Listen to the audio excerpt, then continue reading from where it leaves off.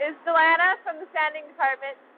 One of our liens that we did in the sanding department a while ago, we made a box for our jig, for our peg drill that we have.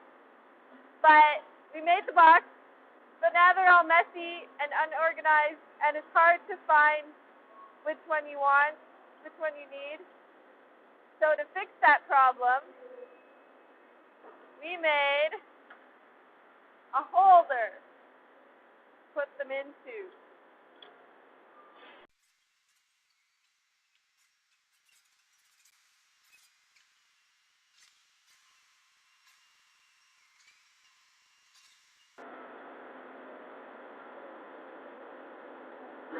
So that way you can see which one you need and you can get them out easier.